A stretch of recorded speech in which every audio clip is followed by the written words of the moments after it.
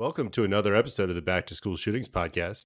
My name is David Reedman. I'm the creator of the K through 12 school shooting database. There's a lot of focus on my show and in the media about what happens when a school shooting occurs or immediately after. But often we don't really get to think about or talk about what happens in a community in the months and years after a shooting.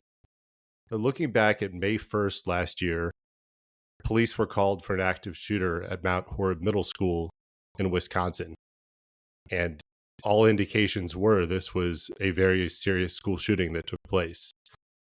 So that afternoon, I got a call to do a radio show with Robert Chappell, who's the executive editor of Madison 365. And we did a show on public radio in Wisconsin to talk about that attack the next day. Quite a bit of information came out about this case after the fact. In fact, the FBI just released their summary of active shooter incidents from 2024. And interestingly, this case was not included in the FBI report. So to talk more about what happened that day, what happened that week, and how the local community in Mount Horeb, Wisconsin is dealing with this a year after the fact, Robert Chappell from Madison 365 is here with me today. Thank you so much, Robert. Hey, David, thank you for having me. So for people that don't remember May 1st of last year, which probably most people around the country don't, but you certainly do, kind of walk me through that day and how you as a reporter ended up at the scene of the shooting in your own community. This is Mount Horeb is my hometown. That's where I grew up. Lived there over 40 years. And I was working at home that day as it happened. And I got a text from my son, who was in eighth grade at that time. He's a freshman in high school now. And he said, "There's a gun at school." And I said, "What?" And he said, "A shooting." And he said, "I'm okay. Don't come down." And of course, I'm not going to listen to that. So I grabbed my press credential because I knew, I hoped that I would be able to get a little closer or get more information. Maybe I'm more used to yelling questions at police than the other parents would be, So I'm running down there. It's a 5-minute walk. I ran there in about 2.5 minutes. On my way there, I saw a whole bunch of abandoned rollerblades, which was ominous. That we found out later that, there's a gym class that was happening right then, and those kids just stepped out of those rollerblades and ran. There was already a little bit of a police presence, and what I didn't know at that time was that the would-be perpetrator had already been shot by police at that point. We got very little information for a long time. They did. They evacuated the school next door, which is the intermediate center, which is 3rd through 5th grade. That's where my younger child was at the time. They had some sort of information that there might be an explosive device at that school, so they evacuated everybody about a block away to the public library. We were able to reunite with my son, within a couple of hours. But it was almost 8 hours before we got my daughter out of the library. And they were in there with heavy police presence around the library, rifles drawn, no food, and the kids were being interrogated by police for 8 hours, with no information. Which that's been the most traumatic thing for my youngest kid, my daughter, that she spent basically the whole day not knowing if her brother was okay. That was pretty traumatic for her. And really, at that point, the only information from police was that an active shooter had been neutralized at the school, and there wasn't any other information beyond that. If memory serves, we learned the shooting started at 11 o'clock in the morning, a little bit after 11 o'clock. And we didn't learn really. We learned pretty quickly that the threat had been neutralized, is what the language that they used, but we didn't know until probably 3 or 4 o'clock in the afternoon that the would-be shooter was the only casualty. So, a lot of people were very, very nervous for much of that day. And you can't go back and tell yourself at that time that everything's going to be okay. So it was very and as a reporter, I called my wife, and my son texted both of us. He was hiding out in an auto parts store. We didn't know that at the time, but that's where he was. And so she told me, do what you got to do. I knew both my kids were safe. And honestly, I started Instagram Live from the scene. I was the first reporter there. And so I was able to just kind of lay out here's what's happening. And kind of the layout of the sort of the campus of the schools. And there's the high school, there's the middle school, and a lot of people, that was the first they heard of it, was seeing me on Instagram. So that, in a way, doing my job in that moment kept me a little bit sane for a few hours. By the time they decided to set up a media staging area a couple blocks away, and then they never came and got us for anything, but they just wanted us out of the way. So they put us over a few blocks away. And that's when I was able to sit down and kind of break down and just like, this happened to my town. And I will say, a few months before this happened, I consciously decided to remember, and you're going to think this is made up, but I swear it's true. I consciously decided to tell my kids when I drop them off every morning that I love them, because there was a shooting in Iowa, and it just like, it was so frequent. Like this could happen anytime, and I can't lose a child and not have said that as the last thing. So, and when my son texted me that morning, I was kind of like, wow, this is, here we are, this is happening. And like I said, this is my hometown. This is, the first responders are people I knew, I grew up with. The young man who turned out to be the would-be shooter, I know his family. It's one of those families that's been in town forever, just like mine. So it's a little, hard for me in that level as well. And that was what we talked about the next day when we recorded on the public radio in Wisconsin, was that there's this misconception of it can never happen here, but actually most of the planned school shootings happen in really small, close-knit communities. Yeah. I mean, you're saying that Perry, Iowa was in your mind because that was just a couple months earlier. That's a tiny community about 40 miles outside of Des Moines. Later in the year, there was a shooting at Appalachia High School in Georgia, which is in rural Georgia. When I've looked at shootings across the last 60 years, the majority of the highest casualty incidents have all been in these really small, distant suburbs or rural communities. And people don't realize that the places you never think this would happen is almost exclusively where they happen. Right. And that, that, but it still feels unreal that it's happening, and that, national news is now here talking about it. And we're trying to find more information, and we're trying to console our kids, and we're trying to figure out what to do next. And how long after the day of the shooting was it before kids went back to school? It was the following Monday. So I think it was only 2 days off of school. And what was that like? How did your kids feel? What did the school message to you around the return? Was it a regular day of classes when they, got back there? Because to back up for the audience, so a 14-year-old student with a rifle and a bag. At this point, nobody knew what was in the bag and nobody knew the history. He approached the school with a rifle.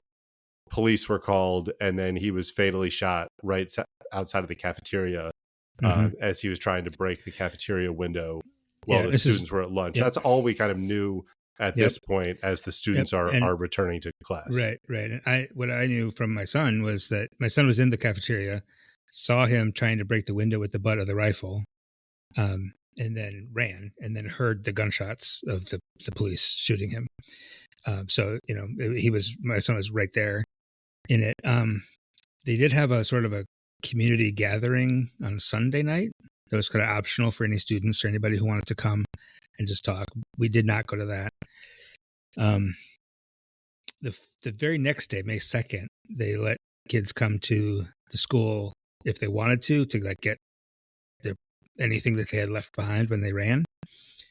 And it was interesting. My son went to that, or I took my son to the middle school, and he actually said to me, I'm gonna hang out for a little while. You can go home. And I actually left him, and he spent that afternoon till about 10 o'clock at night just hanging out with his friends. They went and had a bonfire. They were just bonding in a way that they never bonded before, which is really interesting. But then school the next Monday was sort of optional, like nobody was going to dock you if you were absent that day. But they did kind of make a deal out of, can we get back to normal? And my son's point was like, this is too fast. It's just getting back to normal. It's not normal anymore. It's not going to be normal the rest of this year, maybe ever. So this illusion of getting back to normal is just not a thing. And I think both my kids felt that pretty strongly going back to school so quickly. On the law enforcement side, the day of the shooting, there was a lot of almost fanfare from police about how effectively they had responded, how quickly they had neutralized the shooter, how this was a textbook multi-agency response when this happens, and many lives were saved that day. And certainly all the students thought that when they saw somebody with a rifle outside of the window of the cafeteria. It was 4 days after the shooting when kind of the first major update from police came. So this would have been either the Monday when students were back at school or the Tuesday after, when there was a press conference. And then police revealed that the 14-year-old student had an air rifle, which was purchased from, they're about $100 from Amazon or Walmart or other retailers. So the student actually didn't pose a deadly threat to anyone with that weapon. And then they also said that they were reviewing, the contents of a backpack, which at this point hadn't been released, and that there was some, online activity to monitor. What did that revelation that the student had the air rifle, did that change anything with your kids or kind of anyone there in the community? I don't think it changed anything in terms of our reaction to the day itself, because, like I said, you can't go back and tell your former self that there was never a threat. For me, I got the email about that announcement, just the air rifle part, on that Saturday. And I was profoundly sad. Just knowing that this was either an intentional suicide by police, or this kid really thought that gun could do something. And it's just, my son is his age, like knew him, and having read, then you mentioned the online activity, and I had read his blog by that point where he was really, really obsessed with school shootings and clearly in a deep mental distress, depression, and to know that was there and no one had seen it, or no authorities had noticed or knew that about this fascination of his. So what that kind of got to me is that, he's really fascinated and almost obsessed and almost addicted to this idea of a school shooting. I think that's the exact term he used, is that he described himself as addicted. And he even said in his writing, he said, I need an intervention, but there's no intervention for me. Like, you can go to AA if you're an alcoholic, you can go to a rehab if you're a druggie, if you're addicted to drugs, but there's no treatment for addiction to school shootings. And he kind of had this idea that I'm dangerous. And who knows if he was trying to actually hurt anyone or just wanted to basically commit suicide, but do so in this way that he considered grand or whatever. But so it's not clear to me whether he knew that that rifle would just scare people and would get him shot, or if he actually thought it could hurt someone.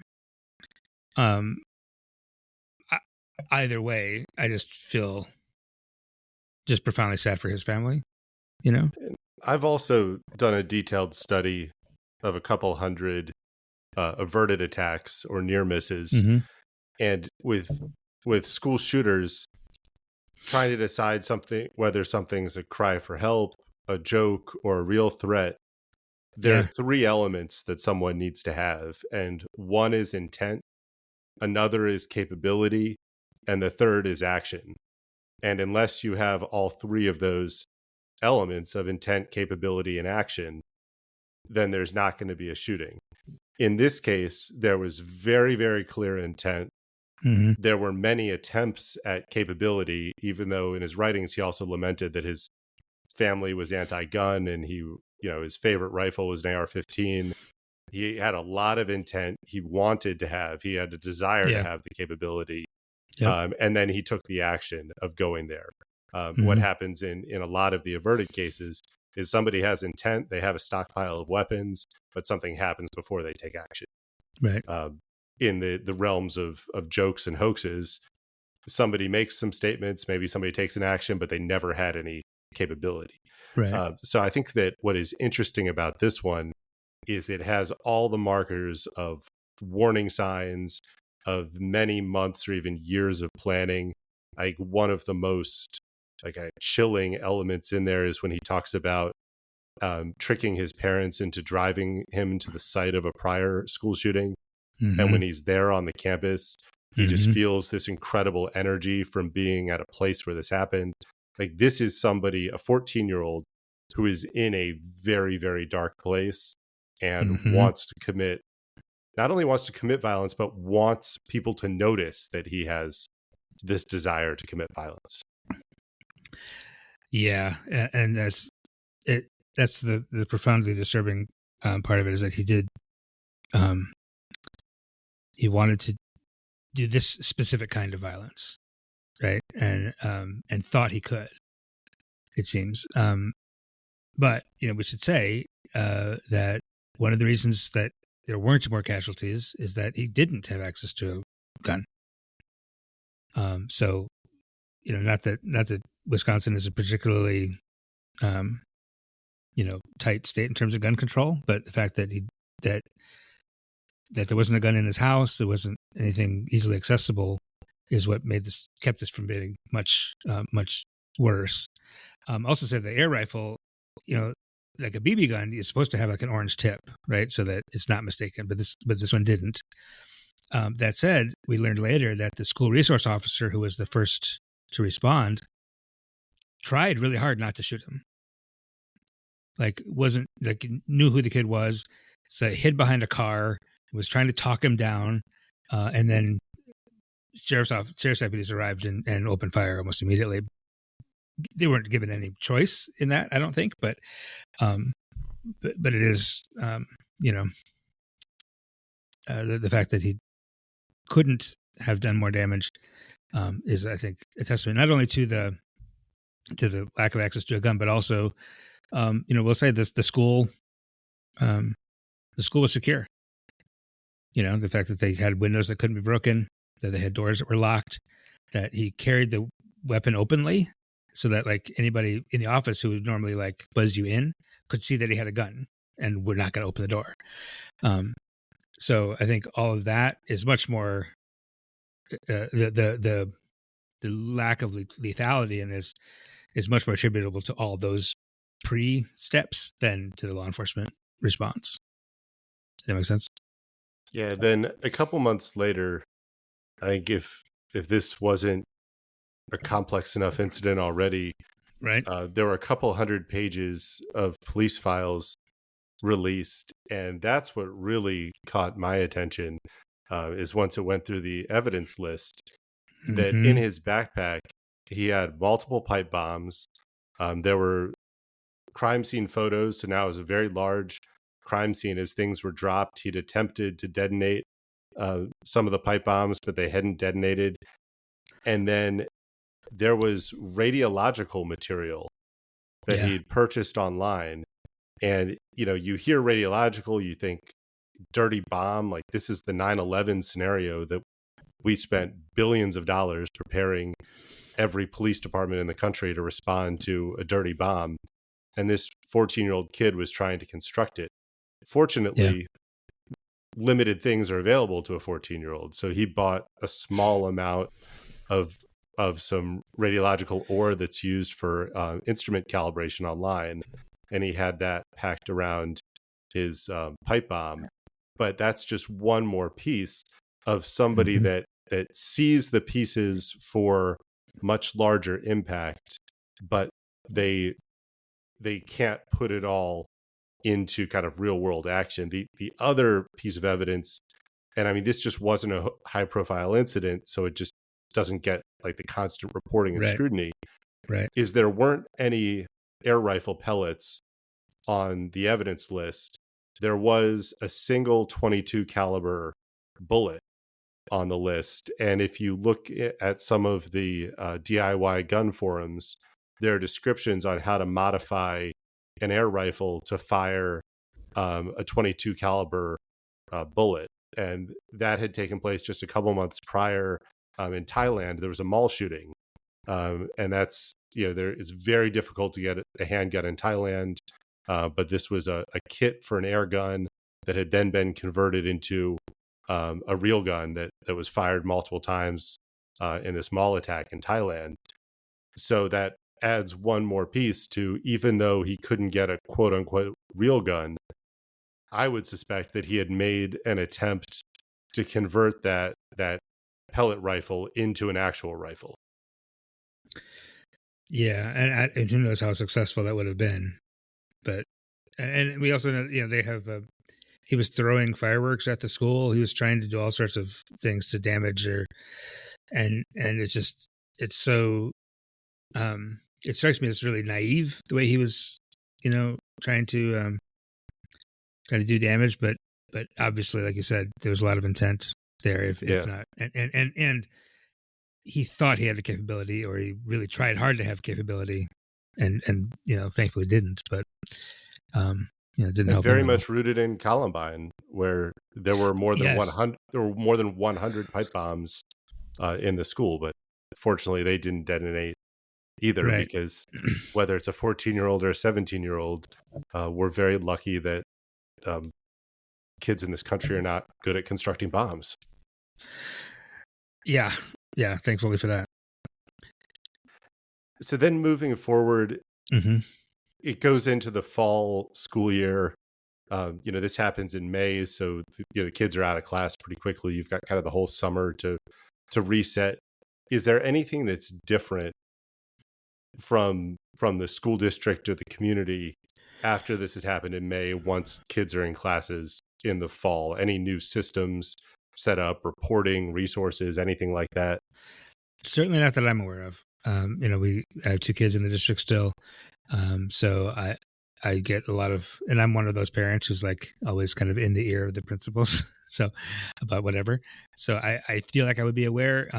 If there's something happening behind the scenes within the staff of the school, maybe, but I certainly haven't been aware of anything new. My sense, and I can't say this 100%, but my sense is that everybody was like, hey, our security worked.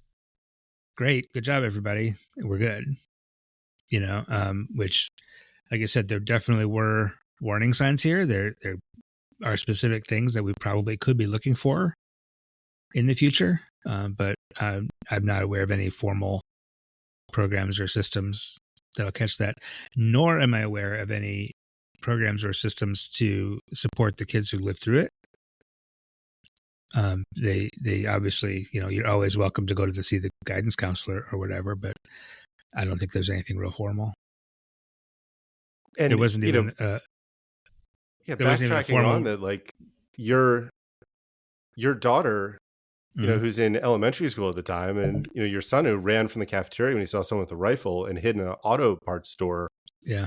They were sheltered for hours without knowing if each other were okay, without knowing whether classmates have been killed, any other details of this. Have they expressed to you any need for help? Are they in therapy? Are there things that do they have friends in therapy? Is there informal support group? Like, is there anything that anyone's doing? Both my kids went through therapy for the remainder of the school year and all through the summer. Interestingly, my son, who was like right there and saw the rifle, seems to be less traumatized by it. I don't know if that's, I think there's difference in personalities, and it might be that he's trying to be strong and stoic or whatever, but he, because he knew what was happening the whole time, more or less, I think he was able to process it. And in those first week or two, he just kept telling the story, and he kept adding details to it, and he kept remembering new things. And that's all he wanted to do is just retell the story and again and again and again. But then by the time he went back to school and started high school, he's kind of okay, it seems like. My daughter, on the other hand, has not only that trauma, but has other issues with school and stuff and identity. But I think that lack of knowledge for 7 hours and being interrogated by police and being surrounded by police with guns. In fact, just this morning, as we're taping this, she mentioned that I can't believe there was like guys with rifles walking around the library. And the fact that they didn't commemorate the anniversary in any way, which I can understand. You don't. I wouldn't want to like commemorate or make a big deal out of the 1-year anniversary of the day like your classmate committed suicide, necessarily. But they kind of like said it's okay if you missed school that day. And my son went to school, my daughter didn't on that anniversary day. But again, I think through the summer and starting in the fall, there was like a pretty superficial like yard sign and T-shirts, Mount Horeb's Viking Strong, they had put a little heart around our Viking logo for the the Vikings as our mascot. And that kind of lasted till the school year started, and then we just kind of haven't talked about it since. And probably didn't talk about it until December, where we think lightning can't strike and school shootings are extraordinarily rare, even though sadly looking at the numbers, they're not. They're not, right. Impact pretty much every part of the country. So in December, then you get the call or hear a tip that there's been a shooting at a private Christian school in Madison, Wisconsin. Yeah. Very close to Mount Horeb. It's about 12 miles from Mount Horeb to Madison. And I was working at my office that day and was about to head home for the afternoon. And I saw just a massive law enforcement presence flying down the highway. And I thought, that's odd. And so I turned on, I have a app on my phone that's basically a police scanner. So I just turned that on. And I heard the words casualty collection point as they were coordinating at a scene. And they said, turning left onto Flom Road. So I kind of knew like generally the vicinity that something big was happening on the east side of Madison. So I texted my colleague who lives on that side of town, and I said, do you know anything that would be? And he said, well, I think there's a school kind of near there. And he mentioned a public school that was in that neighborhood also. And then 5 minutes later, he said that his wife, who's a nurse, had told him that it was at Abundant Life Christian School, and there was the shooting. So that's, I think I was the second reporter on that scene. And we kind of, they wouldn't let us very close, of course, but we learned within about an hour or so, the police chief came and let us know that there had been 3 casualties. At that point, they were saying 5, but it turns out there were 3, including a shooter. A 15-year-old girl had gone into this school with a handgun and shot, I think, 6 people altogether, and 2 of whom died, and then she ended her own life, and that there were several kids taken to area hospitals and who survived. But that was another. And then I handed reporting duties for that one off after that. I got one of my reporters to cover the press conference and stuff because I just wasn't up for it, and I wanted to be home for my kids when they got home from school. Because by the time they got home from school, they hadn't heard about it, and I knew that they would. And so I just wanted to prepare them for that. And, they made it through that okay. And how did that conversation go? Surprisingly okay. I said, at first I said, did you hear anything? And they were like, about what? I said, okay, there was a shooting at a school in Madison. There are 3 people died. And, I just want you to be ready if you hear about that. And they both were like, okay, which is part of what I find really difficult right now is that these things are so I don't know if it's because they're So common routine. or what. Routine. Yeah, that's the word for it. Yeah, routine. It's like, okay, another shooting. Not a big deal, I guess, anymore. But and so that was pretty hard. But but just how routine it's become is there were 10 kids killed at a school in Austria yesterday, right? and another dozen injured. And that's not even breaking news in the United States anymore. Right. I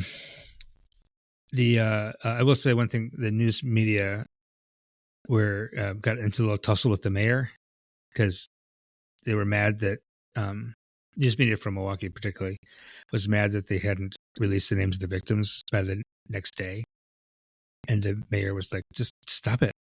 Like, we'll tell you when we can tell you.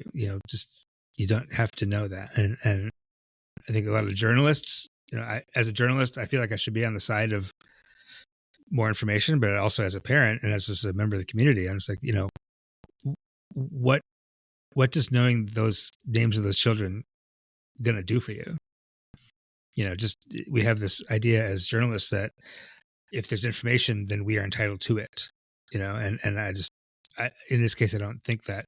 And the other thing, and maybe that segues into another thing I wanted to kind of mention is that back in the 1980s, the media as a whole basically kind of agreed to stop reporting suicides because there had been this rash of copycat suicides, and every time a kid killed themselves, it was on the news, and then 5 days later there's another kid. So we just decided as a community of journalists across the country, we're just not going to do news stories on suicides anymore, except in specific circumstances. And I wonder, and there's been some talk about how we approach these incidents, and that maybe in fact it shouldn't be headline news, because if Columbine had not been headline news, this kid maybe never have known about it, right? How do you do that though? How do you not report on something like this? So it's kind of a difficult balance to strike. Like you can't pretend it didn't happen, but is there a way to report on it that doesn't glorify it for a kid? And there's some talk about maybe we don't mention, maybe we report on them, but don't say the name of the shooter, so that the shooter doesn't get famous, or something like that. I don't know. It's a thing that journalists as a whole are really chewing on and kind of grappling with right now. Yeah, that's a difficult topic that I've discussed with a number of different people. My last episode was with a forensic psychologist, and we were going in detail through the manifesto from the Covenant school shooting in Nashville was just released. And before recording that episode, we talked about, do we want to give even more air to this manifesto, to these feelings? Right. And what we agreed upon is that you need to give the clinical study of this material so that somebody can spot the warning signs, so that a parent who sees a journal in their kid's room doesn't dismiss it as a joke or a fantasy, that they understand the gravity of that. And I think what is evident from both of these Wisconsin shootings, both the 14-year-old that had a very, very clear obsession with school shootings, and there would have been warning signs of that all over the house, to in Madison, that the 15-year-old girl there was wearing the same T-shirt as the Columbine shooter in the basement tapes. wearing that same t-shirt when her dad was taking her to the gun club. And if parents don't know the names and the symbols and the images of the school shooters, then they don't recognize the potential problems that are Yep. there. If your kid has a picture of a school shooter on their wall, which has been the case in attacks, but the parent just thinks that's a video game player or a pop star or whatever, if the parents don't know, then the parents don't know when to ask for help. And so I think that's this really difficult balance. In the internet, the dark corners of the internet, kids can find out anything that they want about any of these attacks. I worry that not having it on network news or not saying the names or not showing the pictures just means that the parents don't know about it. That's a really good point, because we flatter ourselves to think that kids are learning about this anything from us, from the news, the mainstream media or whatever. But also you mentioned the dark horse of the internet. The girl in Madison was having extensive and detailed conversations with adult men, right, about plans and desires, and perpetrators all over the world. Yeah, with a neo-Nazi in Europe who committed a knife attack. She had been commenting on his social media posts before and the live stream during the attack. She'd been communicating with a 22-year-old in California who was plotting an attack. She was communicating with a guy that was arrested in West Palm Beach, Florida, and he had 18 guns and 4,000 rounds of ammunition. And he was plotting an attack at either a church or a school. This was not, CBS Evening News where they saw, a story about a shooting and said, wait a second, I'm going to do that. This is months and years of really in-depth communication and planning and obsession, and parents need to be the ones who recognize that.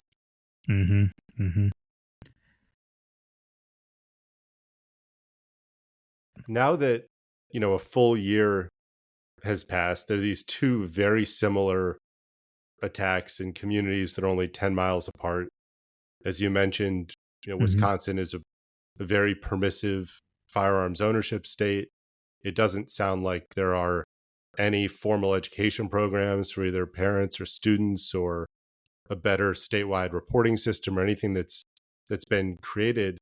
Are there any calls for action within the community to make sure this doesn't happen again? Because when it happened twice in the last year, unless a structure changes, then there's nothing to prevent it from happening again next month or next school year. Right.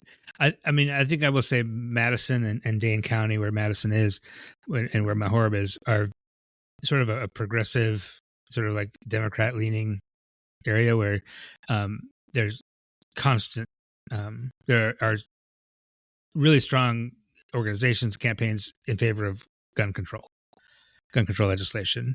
And I think that has been happening regardless.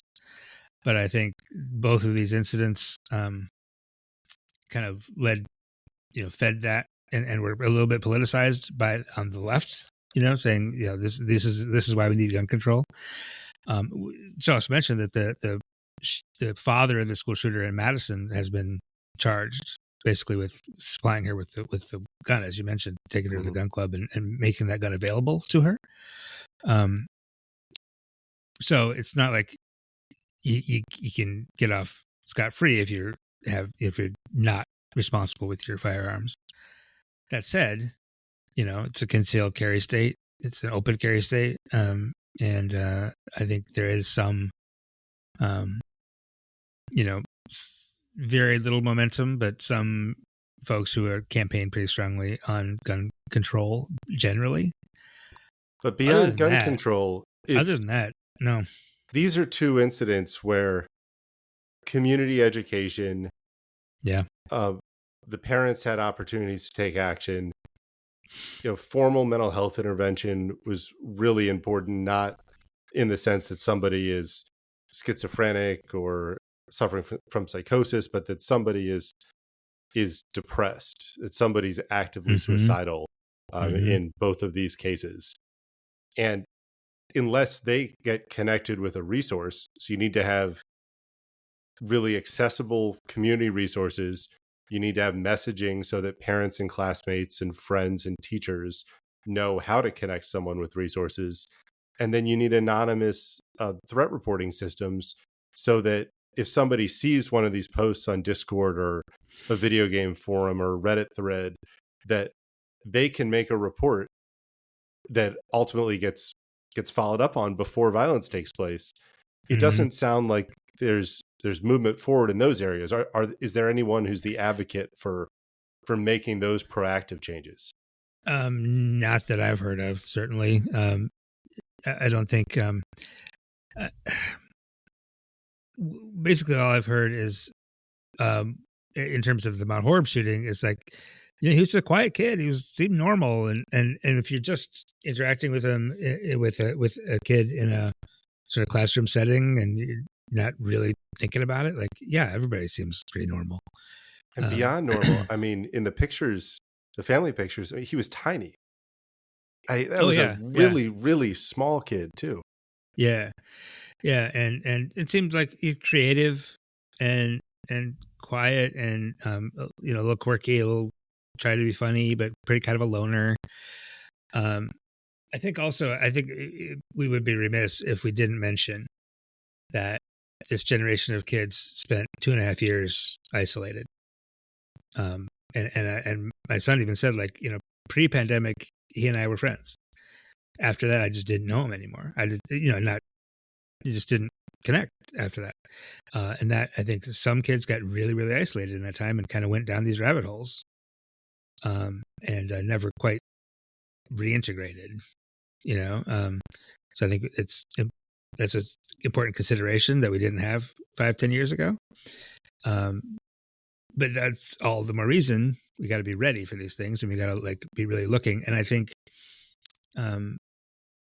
like you said, it's kind of, parents are kind of the first line here, and if you got to kind of get in your kid's business a little bit, and not be afraid of that. And you've got to educate yourself on some of the signs too. I mean, when your 15-year-old daughter wears the same German punk rock band shirt from the 80s to the gun club every time, it's worth a conversation of yes, it how is. How did you get into this 80s obscure German punk rock band? What do you like about them? What are the songs? Or maybe take a look and put it into Google, and the first thing that will come up is the Columbine basement tapes. And so I think that that's an important thing for parents. It's not just being in your business, but it's also taking a little bit of time to think about some context, because that's a conversation to have either way, because maybe she loves 80s German punk rock and she has no idea that shirt's associated with Columbine. So then that would be a discussion to have about, this isn't the best thing to wear to the gun club. This isn't the shirt that you want to wear to high school, because you might get associated with something that you're not part of. On the flip side, that conversation can open the door to, well, wait a second, I do have all these things I'm angry about. I do have all these things that I don't think are fair. And then that can set off the warnings for a parent or a friend or a teacher to then say, wait a second, this is somebody who's making a cry for help by the symbol that they're displaying. The 14-year-old in Mount Horeb. Why, if you're the parents, why are you driving your kid hours to a random school somewhere so that he can walk around the campus? Put the name of the school into Google and realize that there was a school shooting there. There's some, and if your kid, you should notice if he's giddy and excited just from walking around this random school campus, like hours from your house. Whoa, there might be something. What is going on here? Going on here. So that would be just, I think that we put so much on parents, we put so much on teachers, but just taking that extra step might have a profound impact in prevention. And I will say we do have the drills at the school for when it happens, like so the kids are prepared, and students or teachers and police are prepared for when it happens. But I feel like there's all sorts of other activities we could do to prevent, so that we never have to get to that thing we're practicing for. in the school. And we've had those school lockdowns since Columbine is when they really started, at least around here. But then they also, weirdly, right after Columbine, they started doing lockdown drills at the schools and using that opportunity to search lockers for drugs, which is really, I'm not sure why those things got got conflated. But even those drills have become routine, and if we're spending all that time and effort and putting a lot of resources into being prepared for when it happens, we could probably put some resources into making sure it doesn't happen in the first place. Completely agree. And the sad reality of pretty much every one of these school shootings is years of planning, months of making specific statements to others about it, a profound period of crisis, somebody who's actively suicidal before the attack, somebody who usually has made suicide attempts before the attack, somebody who's saying in lots of different forums that they don't want to live, that their life has no purpose. And then that school shooting is not a, violent outside psycho. It's somebody from the school community who is so profoundly depressed and self-loathing and hurt that they want a violent public suicide to be the way that they die. And what we know, you wrote about journalism with suicide prevention in the 80s. Suicides are preventable because people who are suicidal ask for help over and over and over before they ever commit suicide. So I think we can kind of leave this with a call to action to these things are preventable if you notice the signs. Is there anything that you are doing or you're kind of taking forward or reporting on or pushing for in terms of violence prevention or anything in your community kind of in the year ahead?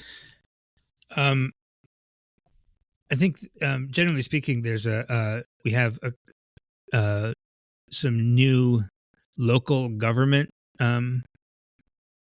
initiatives that are basically like there's a new Office of Violence Prevention at the city here, and I think Milwaukee has a similar office.